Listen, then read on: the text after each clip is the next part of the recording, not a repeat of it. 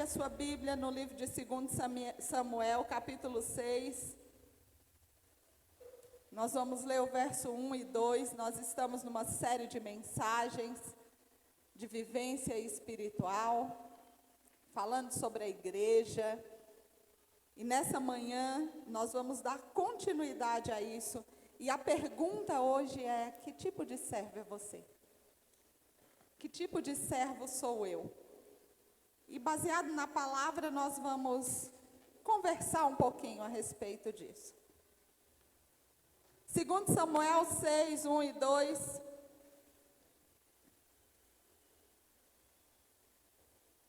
Depois você pode deixar aberto aí nesse capítulo mesmo. E nós vamos lá na frente ler uma outra parte. Verso 1 e 2 diz: mais uma vez Davi reuniu todos os escolhidos de Israel, em número de 30.000.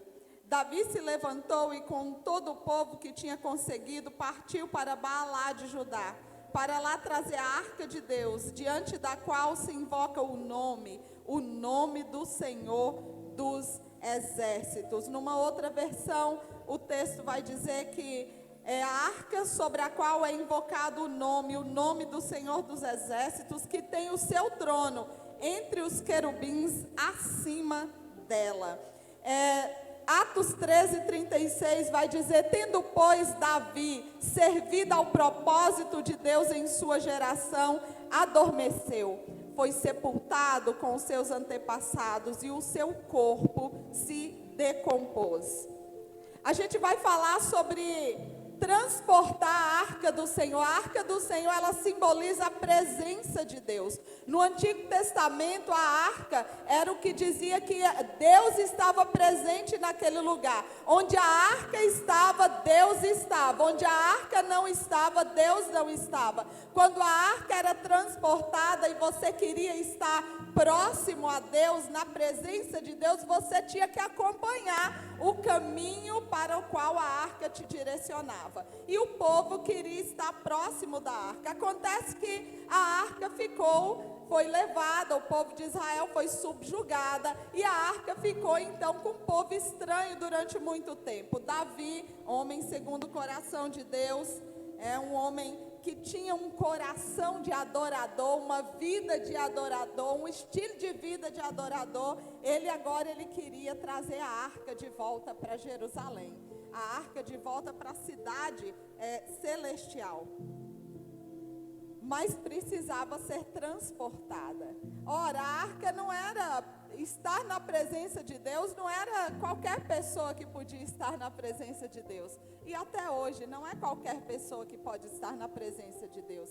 Precisa ser alguém decidido a seguir, a se santificar, a se purificar, a se consagrar para chegar diante da presença de Deus. Não se chega diante da presença de Deus do jeito que se quer. Para chegar na presença de Deus precisa haver disposição, consagração. E eu não estou dizendo aqui, não estou falando de aceitar a Jesus. Qualquer pessoa pode aceitar a Jesus. Agora, caminhar na presença exige outra forma de vida, exige de nós mudança do estilo de vida, exige de nós deixar práticas que a palavra condena. Então exige de nós uma mudança de postura e de atitude. Andar na presença de Deus, então não é para qualquer pessoa, é para aqueles que decidem então viver uma vida de santidade. É por isso que, como nazarenos, nós temos como lema,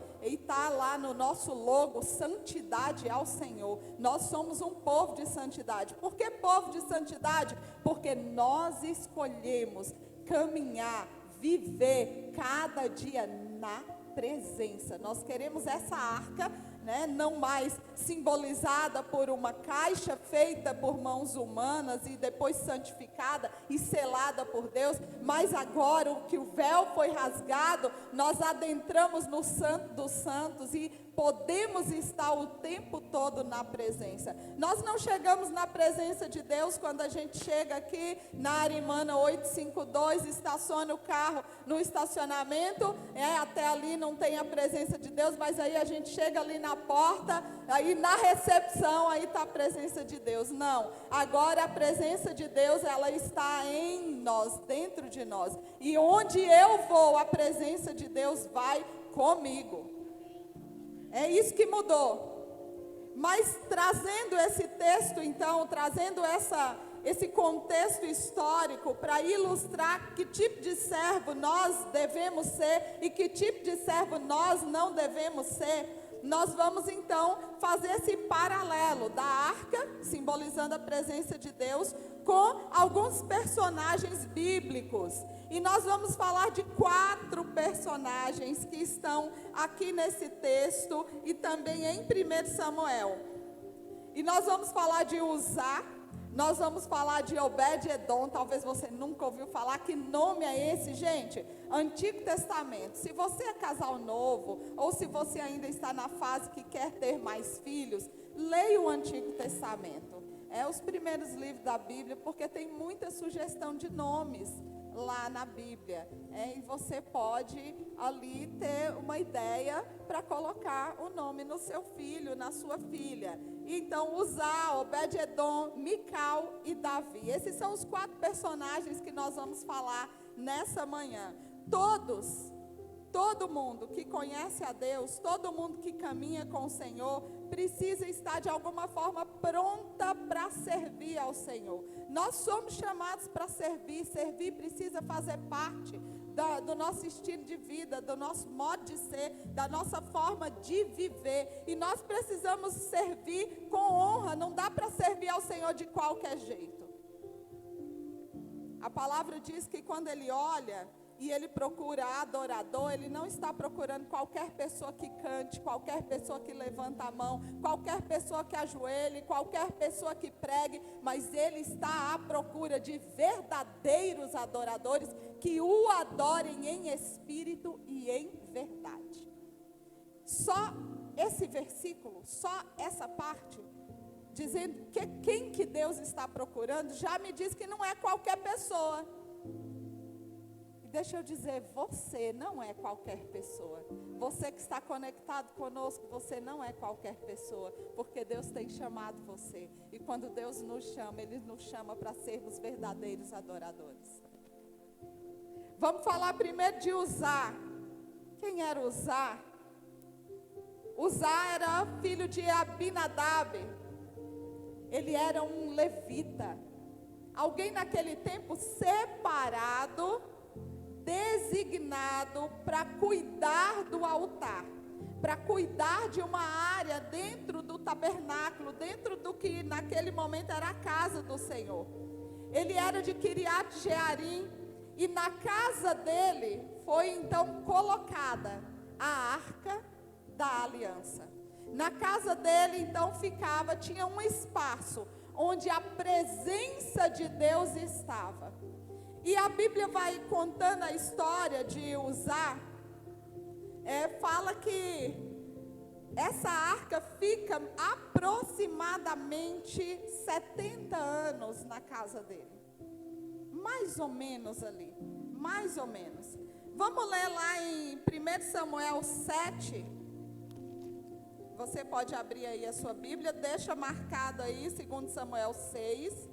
Mas a gente vai lá em 1 Samuel.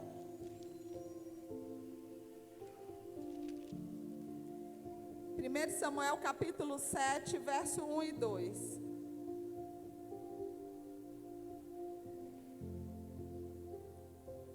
Então os homens de Kiriat Jearim vieram e levaram a arca do Senhor à casa de Abinadab, que ficava na colina, e consagraram Eleazar, filho de Abinadab, para que guardasse a arca do Senhor. Era tempo de guardar a arca, e a arca vai então ali para Kiriat Jearim, para Abinadab. Abinadab era o pai de Uzá.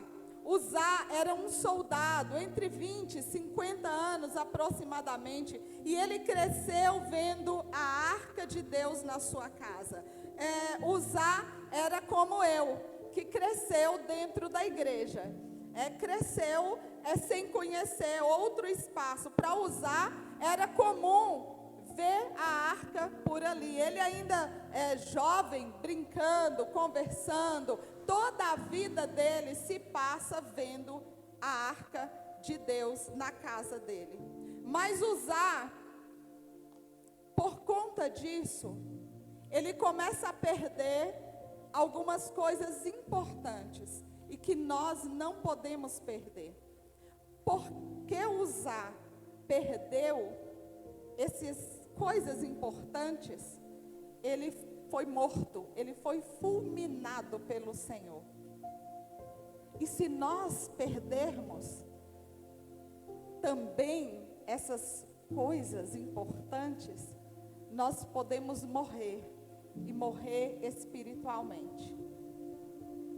Como eu disse, assim como Uzá, o que eu tenho de semelhança com Uzá é que também na minha casa sempre havia a presença de Deus. Mas eu não tenho como Uzá, eu não perdi como Uzá perdeu e morreu, a perspectiva da novidade do mover de Deus. Nós não podemos perder a perspectiva do novo de Deus. Nós não podemos perder o desejo de vislumbrar o sobrenatural de Deus. Uzá estava tão acostumado com aquela arca, ele falou: a presença de Deus está aqui, então legal, eu vou vivendo a vida, não preciso mudar, eu não preciso de mais, eu já tenho tudo. Sabe aquele comodismo que muitas vezes pode chegar e você dizer assim: não, eu já li a Bíblia toda uma vez, eu já orei, eu já ajudei, eu já dizimei, eu dizimo, eu oferto, então está tudo bem, eu não preciso de mais nada. Ei, nós não podemos perder a perspectiva da novidade do mover de Deus. Tem muito mais de Deus para ser feito em nós e através de nós. Sabe por quê, querido? Deus não parou de fazer. Os milagres que nós vemos, que nós lemos no Novo Testamento, os milagres que eu já vi, que você já viu, eles não cessaram. Agora, Deus é o Deus criativo. E no momento ele fazia um milagre, dizendo para a pessoa: olha, você vai lá e mergulha. Outra vez ele vem, pega lodo e passa nos olhos para que ele veja. Ou então ele fala assim: olha, que você torne a ver, uma palavra e pronto. Deus não age da mesma forma sempre. Então, embora a presença de Deus já tenha entrado em você, ela não pode ficar lá escondidinha num canto do seu coração, da sua vida, da sua casa, e você esquecer que há novidades de Deus para a sua vida. Há coisas novas para que nós possamos experimentar. Uzá esqueceu desse princípio importante, que a presença da arca significava transformação, e transformação diária. Ele já tratava a arca como algo comum. A arca era apenas um objeto de decoração na casa de Uzá. Para Uzá, era só um objeto de decoração. Ficava bonito ali naquele lugar. E ficava lá, encostado. É tipo aquela Bíblia que às vezes você usa lá na estante ou no rack de casa, que ela fica lá aberta no Salmo 91, mas ela só está aberta no Salmo 91. Para usar a arca era esse objeto, um objeto importante, um objeto até sagrado, um objeto bonito, um objeto venerado, mas que ficava lá no canto e que não mais tinha importância para a minha vida. 70 anos, a arca na casa dele. Quanto tempo a arca está na sua vida sem que você viva transformações e mover de Deus na sua vida. Quanto tempo a arca está aí num cantinho do seu coração e você não tem visto algo novo do Senhor na sua vida? Pensemos a respeito disso. Não podemos perder a perspectiva da novidade, do mover de Deus.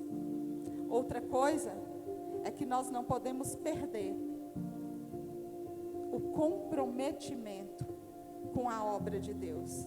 Uzá até queria ajudar. Uzá até fazia o que mandavam ele fazer. Mas Uzá não tinha compromisso, ele só queria ajudar. Ajudar aqui, no caso de Uzá, é o voluntário. Porque foi pedido para Uzá carregar a arca. E Uzá foi. Como eu disse, era um objeto. Era dizer, como dizer para alguém, ou dizer para mim, olha, carrega essa mesa. Tira daqui, vamos levar para ali. Uzá foi como um voluntário. Mas necessariamente não como um chamado.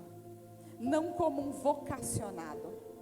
Não como alguém chamado para desenvolver esse ministério. Ele serve. Ele está até disposto a servir. Mas apenas se me mandarem. Apenas se disserem para mim, carrega a mesa. Uzá não entende que é muito mais do que isso. E talvez você ainda não entendeu que ser um servo é muito mais do que fazer apenas o que você gosta e deixar de fazer o que você não gosta. Uzá não entendeu, talvez como eu e você não tenhamos entendido que ser servo é muito mais, é fazer muito mais do que apenas aquilo que alguém te pediu. Talvez hoje você toca um instrumento aqui na igreja, mas porque alguém pediu para você tocar, não porque você é um vocacionado. Você está lá na câmera, movimentando e ajudando, porque alguém pediu para você fazer, mas não porque você é um chamado, não porque você é um vocacionado. Que diferença tem isso, pastor? Olha, voluntário, ele chega, ele contribui com algumas horas, e então depois ele vai embora. E se ele demorar um pouco mais, ele começa a dizer, nossa, mas não fizeram nenhum café? Tá louco, estou aqui o dia inteiro, estou limpando, estou ajudando, ninguém nem trouxe um cafezinho. Poxa vida, ninguém fez isso, não me pagou isso. E ele começa a desejar ter alguns benefícios, porque ele é um voluntário. O voluntário, cedo ou tarde, ele desiste. O voluntário, mais cedo ou mais tarde, ele não aguenta a pressão, porque ele é voluntário. Então, quando vem pressão, ele perna para que te quero. Vou embora. Eu estou aqui, eu sou voluntário, então eu não preciso suportar. Não tem que suportar isso. Estou indo. O vocacionado, o que é chamado, aquele que é comissionado por Jesus, aí não. Aí é diferente. Porque ele não está fazendo porque alguém pediu para ele fazer. Mas ele está fazendo porque eu fui chamado por Deus para fazer. Fui chamado por Cristo para desenvolver. Então, quando eu subo no altar para tocar, eu não estou tocando porque me pediram para fazer, mas eu estou tocando porque eu sou um vocacionado, porque eu sou um chamado por Deus para cumprir uma missão. Eu estou lá na recepção como obreiro, eu estou atendendo, eu estou recepcionando, não porque me pediram para fazer, mas porque eu sou vocacionado. E o vocacionado, ele tem compromisso. Ele não não, hoje amanheceu chovendo, então não vou. Aí eu mando lá o recadinho, não vou poder ir hoje não. O vocacionado pode estar chovendo, pode estar frio. Ele tem um compromisso com a missão que Deus deu para ele. É esse tipo de servo que o Senhor está buscando, não como Uzá. Uzá era descompromissado, Uzá não tinha compromisso. Ah, leva a arca, ah, beleza, vou levar a arca. Do jeito que der, eu vou levar a arca. O chamado de Deus para mim e para você nessa manhã é para nos chamar a atenção, para nos dizer como é que nós temos conduzido a nossa vida cristã, como é que nós temos conduzido a presença de Deus que está em nós.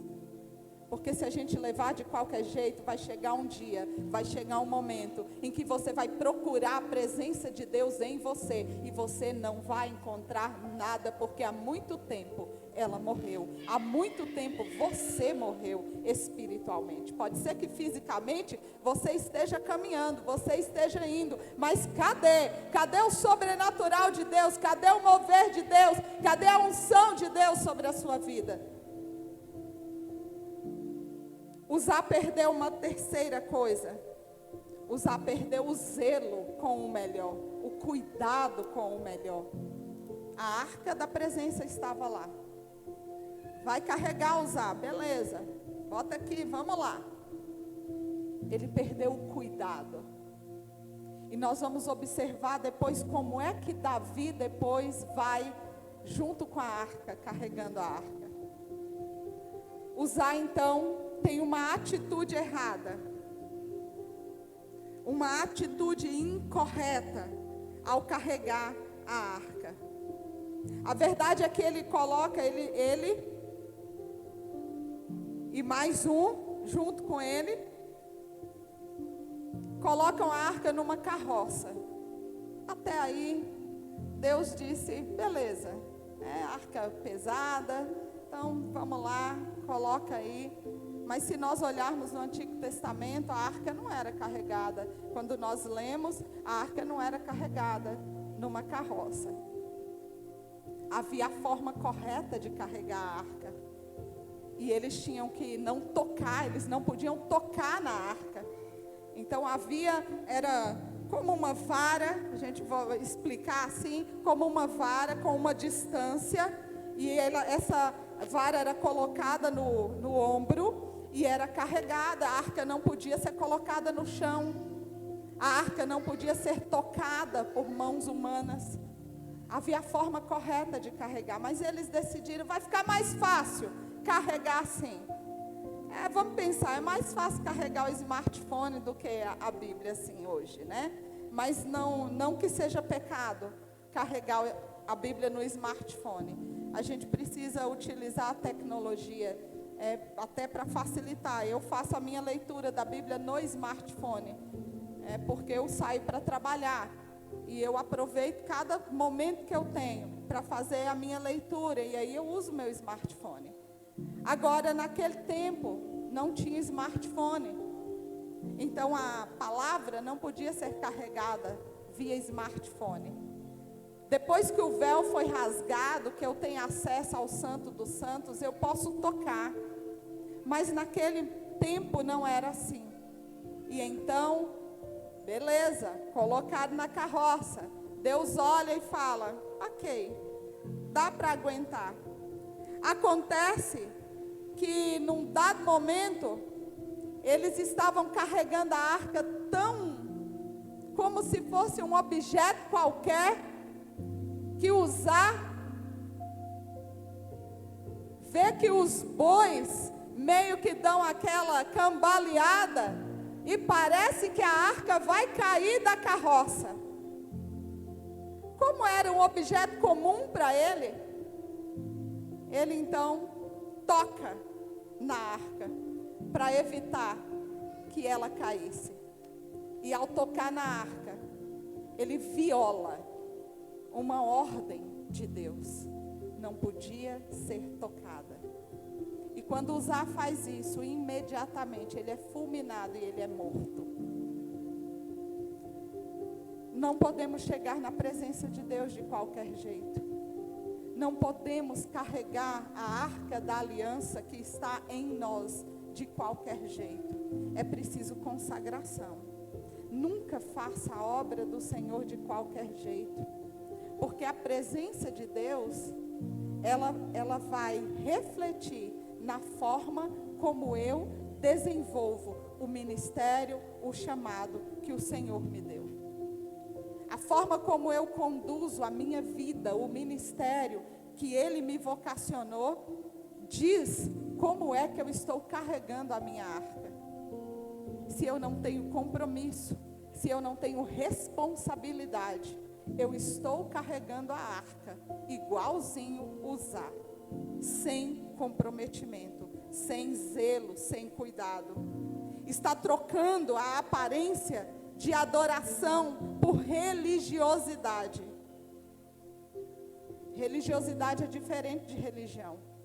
Religiosidade, eu estou focado apenas em dogmas, eu estou focado em regras, mas eu não estou focado na presença de Deus. Uzá cantava, Uzá dançava, Uzá adorava diante do Senhor, participava das festas, mas ele não tinha compromisso, ele não estava atento à verdade, atento à importância que era carregar a arca da presença do Senhor. Diferente de Uzá, nós temos Obed-Edom. E Obed-Edom tem uma atitude completamente diferente. Olha o texto, eu vou ler o verso 6 para você entender o que aconteceu. Quando chegaram à eira de Nacon, Uzá estendeu a mão para segurar a arca de Deus, porque os bois tropeçaram. Então a ira do Senhor se acendeu contra Uzá, e Deus o feriu ali por esta irreverência, e Uzá morreu ali ao lado da arca de Deus. Davi ficou irado, porque o Senhor havia irrompido contra Uzá, e chamou aquele lugar de Perez Uzá, até o dia de hoje. Naquele dia, Davi teve medo do Senhor e disse: como poderei levar comigo a arca do Senhor? Davi não quis levar a arca do Senhor para junto de si, na cidade de Davi, mas fez com que fosse levada para a casa de Obed-Edom, o geteu. Assim, a arca do Senhor ficou na casa de Obed-Edom, o geteu, durante 3 meses. E o Senhor o abençoou, e a toda a sua casa. Então, enquanto Uzá, ele foi fulminado, agora Obed-Edom, ele recebe prosperidade quando ele tem a arca da aliança junto com ele. Uzá fez de qualquer jeito, mas agora Obed-Edom se sente honrado em ter a presença da arca da aliança na casa dele. E ele então prepara um lugar especial. Ele tem ali, ele sabe que Deus está com ele. Ele sabe que Deus está direcionando a vida dele. Ele sabe que ele precisa ser temente, que ele precisa cuidar daquele objeto.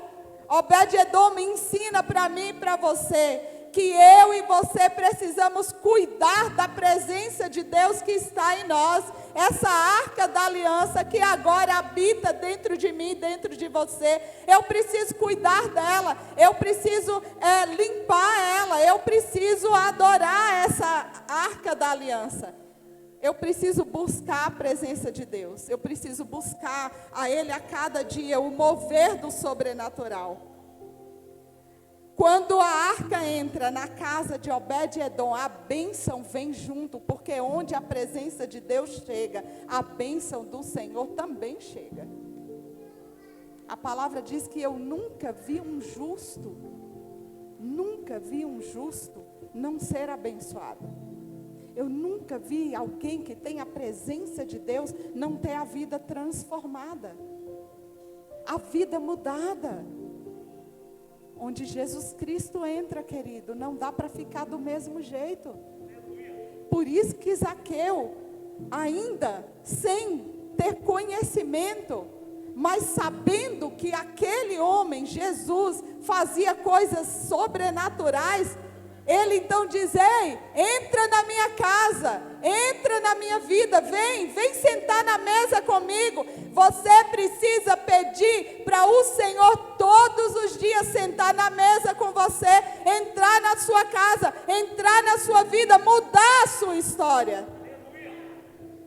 como a música diz, mexer com as suas estruturas, para não ficar do mesmo jeito. Quando Jesus Cristo entra na casa, entra na vida de Zaqueu, ele tem a vida e a família transformada, mudada, de tal forma que toda a sociedade pôde ver a mudança na vida de Zaqueu. A sua mudança está escondida?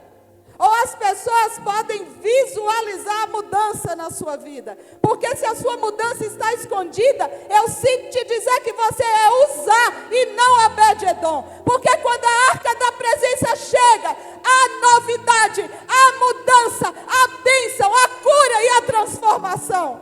Se está do mesmo jeito a sua vida, você é Uzá, você não é Obed-Edom. Não há presença de Deus na sua vida. Você é um religioso, mas você não tem o Espírito Santo habitando em você. Essa é a palavra do Senhor.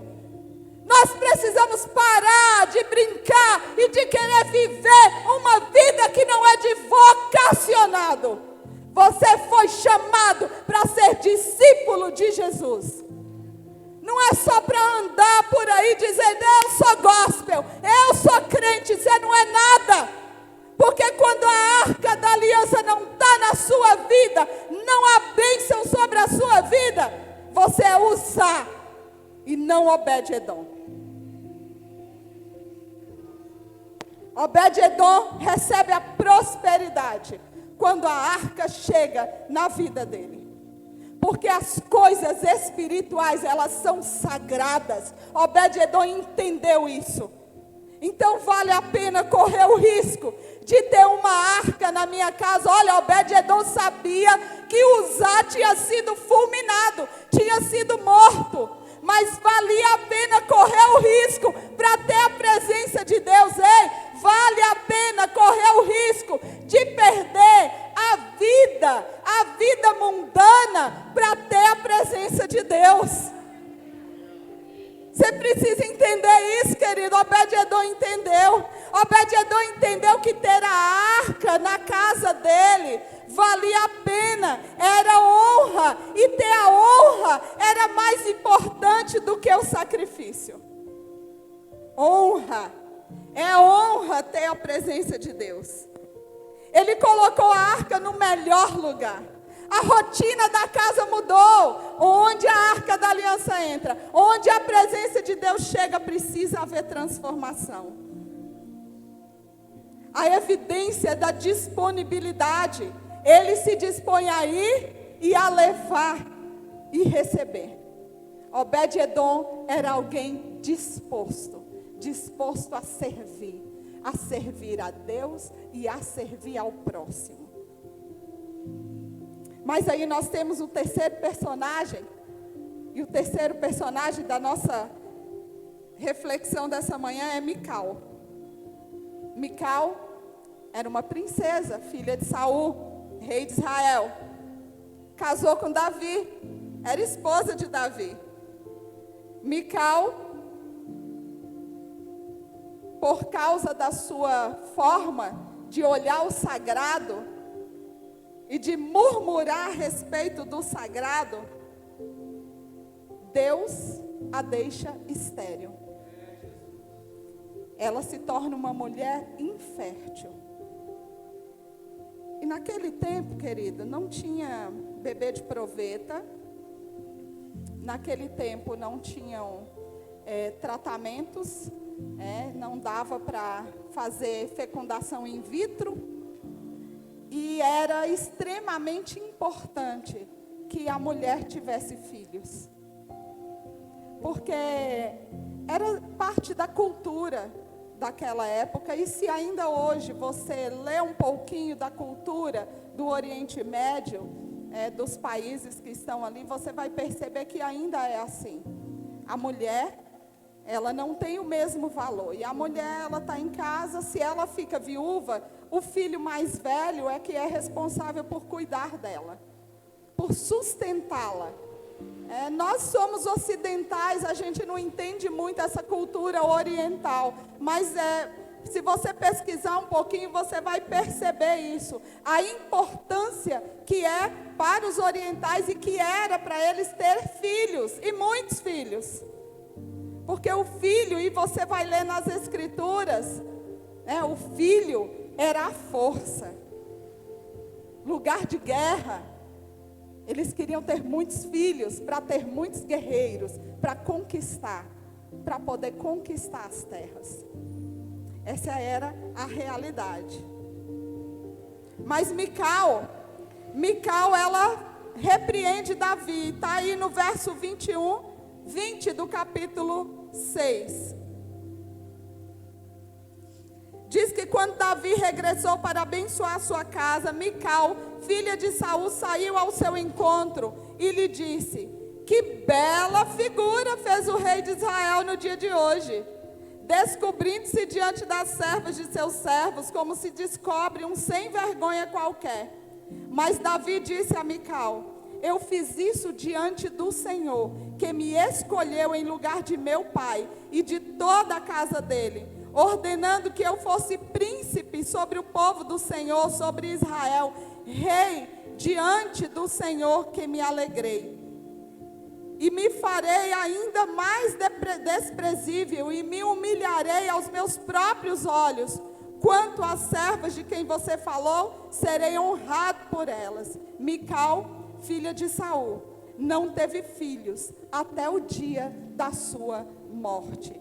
Mical é aquela pessoa que criticou, porque Davi estava celebrando a presença do Senhor, chegando para a casa dele, chegando para o reino dele. Mical é aquela pessoa que quando você está no louvor, levanta as mãos, ou você chora, ela até está lá rindo, né? Ou é aquela pessoa lá do seu trabalho que fala assim: agora você vai lá na igreja, você vai ofertar para os pastores, você vai entregar o dízimo para os pastores, como se o que você viesse fazer aqui fosse para algum pastor. Querido, o que você vem fazer numa igreja, o que você faz aqui é adorar ao Senhor, é servir a Ele. Você não serve a pastores, você serve a Deus. Você não contribui para pastores, você contribui para Deus. E se você participa de uma comunidade, assim como na sua casa, você investe seus recursos para que ela melhore, também é na comunidade que você pertence. Se você comprar uma cota de um clube, você tem que pagar todo mês para você usufruir daquilo que o clube pode te dar. E embora a igreja não seja um clube, mas é um espaço que foi reservado e que nós reservamos para a gente celebrar, para a gente adorar, para a gente dançar, para a gente clamar. Por quê? Porque a gente vem trazendo a presença de Deus, e aí nós nos reunimos, e sabe o que acontece? A presença de Deus em mim, a presença de Deus em você, a presença de Deus no outro, cria um ambiente de sobrenatural e de transformação, onde a glória do Senhor é manifestada. É por isso que a gente se reúne. E aí é por causa disso que a gente traz oferta de adoração. A oferta é totalmente bíblica. O povo não chegava lá no tabernáculo sem levar oferta. Toda vez tinha que levar oferta. Se ia reunir, tinha que levar oferta. Por quê? Porque a oferta simboliza a adoração, simboliza reconhecimento de quem Ele é e de quem eu sou. Davi fala isso: eu vou me humilhar ainda mais. Não tem problema, porque eu vou me humilhar diante daquele que é, diante daquele que pode, diante do Rei dos Reis e do Senhor dos Senhores. Eu não estou me humilhando diante de qualquer pessoa, não. Eu estou me humilhando diante da presença do Senhor. E diante da presença do Senhor, vale a pena a humilhação. Mical, ela desonrou o marido dela. Ela desprezou o marido. Ela desonrou o líder espiritual.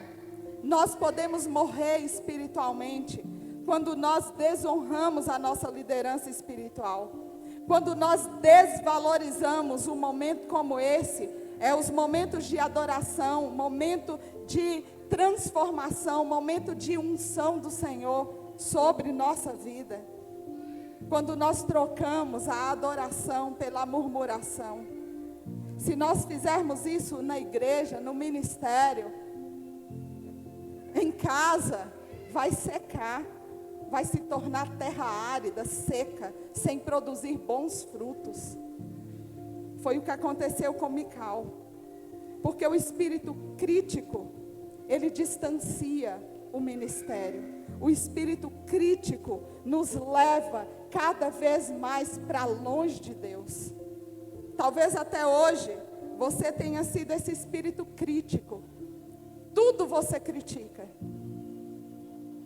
Há um hino que ele fala que ao invés de murmurares, canta um hino de louvor a Deus. Jesus quer te dar vida santa e qual noiva levar-te para os céus. Ao invés de murmurar, canta. Ao invés de murmurar, adora. Ao invés de murmurar, ore. Se você viu, você não concordou, dobre o joelho e ore, porque a presença de Deus, ela é suficiente para transformar. Você não precisa criticar. Você não precisa murmurar. Você só precisa orar e adorar. Enquanto você adora, Deus faz. Enquanto você ora, Deus move. Porque senão, querido, a gente desiste no meio da caminhada. Os meninos cantaram hoje, só quem tem raiz. Só quem tem raiz. Ter raiz aqui é ter a presença de Deus. Ter raiz é não criticar. Ter raiz é não murmurar. Ter raiz é colocar diante do Senhor e dizer: ei, você é o Senhor. Então, no tempo certo, o Senhor vai fazer. Ter raiz é manter-se firme quando tudo está desmoronando. Ter raiz é não desistir do seu casamento. Ter raiz é você perseverar e você dizer: eu não vou desistir. Enquanto houver vida, vai haver esperança e o Senhor pode transformar. Ter raiz é não desistir do seu filho, que talvez hoje está andando longe do Senhor, ou está envolvido nas drogas, ou envolvido naquilo que não vale a pena. Ter raiz é você perseverar, é você pagar o preço por ele, é você dobrar os seus joelhos. Ter raiz é frente à enfermidade, você não desistir de adorar e você não parar de orar e você continuar crendo que o milagre pode acontecer. Ter raiz é quando, mesmo quando você vê que a morte chegou, você continua adorando, você continua celebrando e você continua dizendo: Deus é Deus. Isso é ter raiz. Nós temos dito que essa é uma igreja. Essa igreja não é um lugar para frequentar, mas uma família para pertencer. Ter raiz é você entender que nós temos que ser um por todos e todos por um. Todos por um pelo Senhor. Porque nós marchamos por Ele. É tudo para Ele. A causa é dele. E nós somos uma família. Então, como família, nós temos que guerrear as batalhas uns dos outros e celebrar as vitórias uns dos outros. Isso é família. Ser família é pensar no outro. Ser família é se importar com cada um. É você saber que a igreja a qual você pertence vai fazer um mutirão. Você sabe por que a gente faz mutirão? Você sabe por que a gente faz mutirão? Por duas razões. A primeira é para que você possa usar o dom que Deus te deu a serviço dele. A segunda é para ter comunhão. É para a gente poder ter um tempo diferente desse, que a gente está aqui no templo. 2 razões porque a gente faz mutirão. Essas 2 razões são suficientes para mover seu coração, para, se você não pode estar lá o dia todo, você pelo menos passar por lá. Para vez por outra você passar por aqui, porque você sabe que está acontecendo alguma coisa. Ontem nós tivemos mutirão. Que tempo bom, que tempo de gerar fé, que tempo de gerar novos sonhos, que tempo de celebração, tempo que a gente ri, e que a gente celebra, e que a gente adora. Não é que a gente adora levantando a mão, não. Não é que a gente adora porque está cantando, não, mas a gente adora porque está se doando um pouquinho do tempo. Teve gente que saiu do trabalho, passou por lá, ficou um pouco, ajudou, sabe? Tinha mulheres, tinha jovens, vez por outra apareciam os pais com crianças também por lá. Coisa linda, tempo de celebração. Deus nos chama a ser servos, não só servo de levantar as mãos, mas servo na totalidade, verdadeiros adoradores que o adoram em espírito e em verdade. Verdadeiros adoradores. O nosso último personagem é Davi. Não precisa falar muito de Davi, não, né? Davi, o homem segundo o coração de Deus. Davi, o aprovado. Nós tivemos o Uzá, fulminado. Obed-edom, o próspero. Mical, a estéril. Eu te aconselho a não ser nem Uzá e nem Mical. Busque isso incessantemente e ore, faça oração. Deus, não me permita ser Uzá, não me permita ser Mical. Eu quero caminhar como Obed-edom e eu quero caminhar como Davi. Nós lemos, Davi diz, olha, eu vou me humilhar aos meus próprios olhos. Eu vou me rebaixar ainda mais perante o Senhor. E eu serei honrado por essas coisas. Atos 13:36, que eu li no início, no final diz que Davi serviu ao propósito de Deus em sua geração e adormeceu. Querido, esse precisa ser o meu e o seu alvo. Servir ao propósito de Deus na nossa geração. E o texto termina de Atos 13:36 dizendo, foi sepultado com os seus antepassados e o seu corpo se decompôs. Davi foi rejeitado por Saul, mas acolhido e honrado por Deus. Quem se humilha diante de Deus é exaltado diante dos homens. Então nunca tenha vergonha de se expor em nome do Senhor. Nunca tenha vergonha de adorar. Jamais deixe de se humilhar diante do Senhor. Davi, ele edifica o tabernáculo do Senhor, ficou conhecido como o tabernáculo de Davi por 40 anos.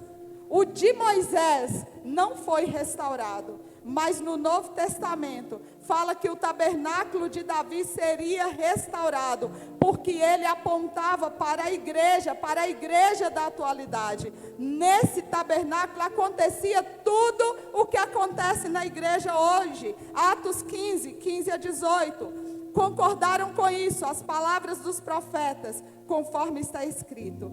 Depois disso, voltarei e reconstruirei a tenda caída de Davi. Reedificarei as suas ruínas e a restaurarei, para que o restante dos homens busque o Senhor. E todos os gentios, sobre os quais tem sido invocado o meu nome, diz o Senhor, que faz essas coisas conhecidas desde os tempos antigos. Apocalipse 3:7. Ao anjo da igreja em Filadélfia escreva: estas são as palavras daquele que é santo e verdadeiro, que tem a chave de Davi, e que o que ele abre, ninguém pode fechar, e o que ele fecha, ninguém pode abrir. A busca da intimidade nos traz bênção. A busca da bênção não traz intimidade.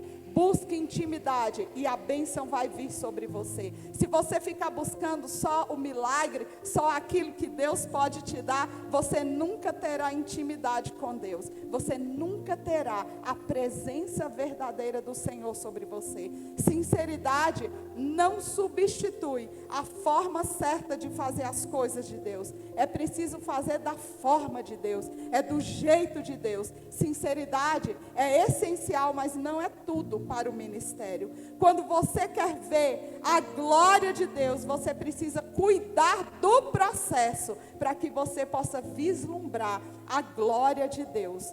A arca não foi feita para ser carregada em carro de boi.